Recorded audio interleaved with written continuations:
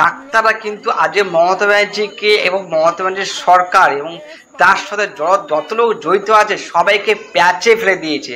মানে মমতার সরকারকে এবার কিন্তু প্যাচে ফেলতে শুরু করেছে আমাদের জুনিয়র ডাক্তাররা। এত সুন্দর সুন্দর কথা বলেছে তারা, এবং সেখানে দাঁড়িয়ে প্রত্যেকটা ওয়েস্ট বেঙ্গল, প্রত্যেকটা অল ওভার ইন্ডিয়ার মানুষ কিন্তু এই ডাক্তারের প্রতি একটা সম্মান আরও বেড়ে গেছে।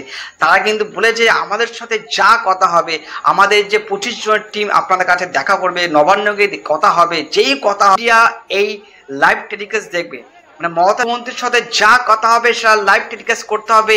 এইটা এত সুন্দর কথা লেগেছে আমার পার্সোনালি নিজের, যে সত্যি মারা যায় না, এত ভালো কথা, এত ভালো প্রস্তাব, সেখান থেকে মমতা ব্যানার্জি কেন হ্যাঁ করছে না?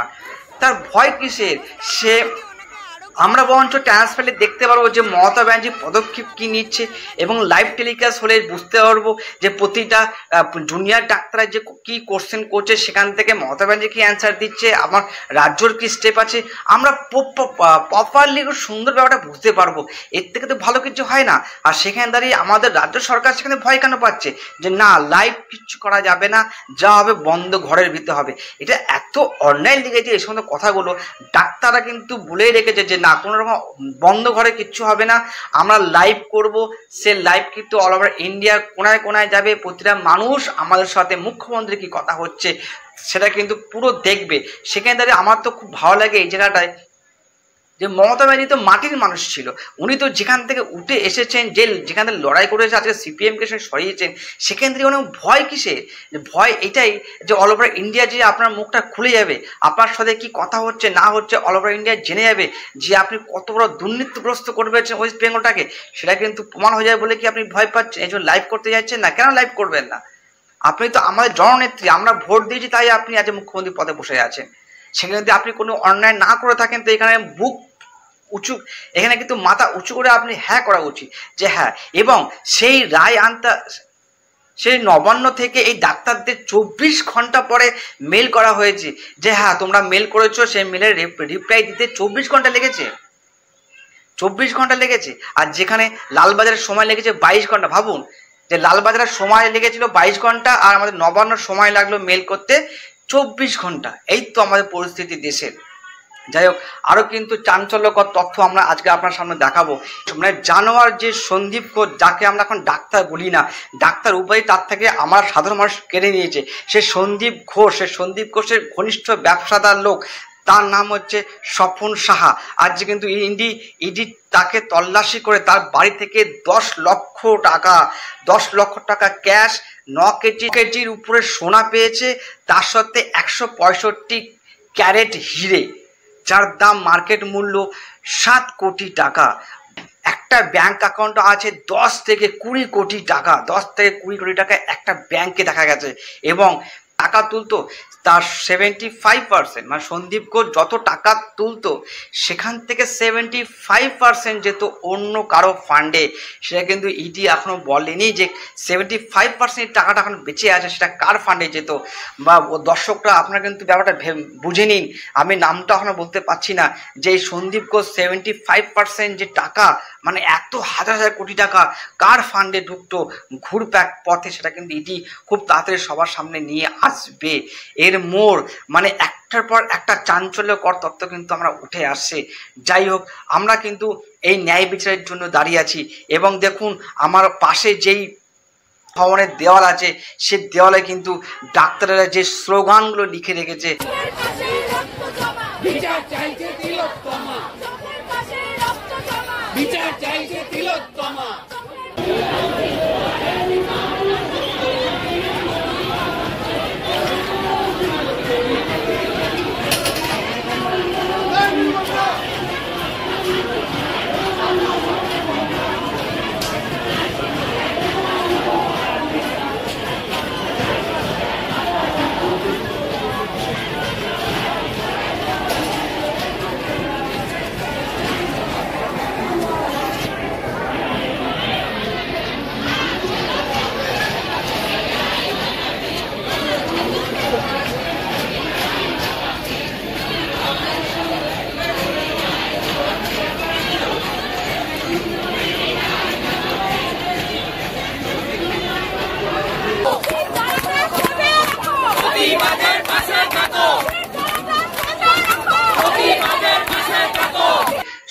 সত্যি সেখানে দাঁড়িয়ে সে স্বাস্থ্য ভবনের যিনি মেন আছেন মমতা ব্যানার্জি, সে স্লোগানগুলো দেখে, সে স্লোগানগুলো পড়ে, ওয়ালপেপারগুলো পড়ে খুব তাড়াতাড়ি সম্ভব আমাদের রাজ্য থেকে ইস্তফা দিয়ে দেওয়া উচিত, মুখ্যমন্ত্রীর পদ থেকে সরে যাওয়া উচিত। আর এর থেকে কিছু বলতে পারলাম না। যাই হোক, সবার ভালো হোক, ডাক্তারের ভালো হোক, আম পাবলিকের ভালো হোক, এবং তার সাথে নতুন একটা পার্টি আমাদের রাজ্যে উদয় হোক। এটা শিক্ষিত সমাজ এবং আমাদের ডাক্তাররা, জুনিয়র ডাক্তাররা, সিনিয়র ডাক্তার, তার সাথে আম পাবলিক, ওয়েস্ট বেঙ্গল পাবলিক আজকে কিন্তু ওয়েস্ট বেঙ্গল সরকারকে হাঁটু গেড়ে নীল ডাউন করে দিয়েছে। সে কথা মনে আছে আপনাদের বন্ধুরা?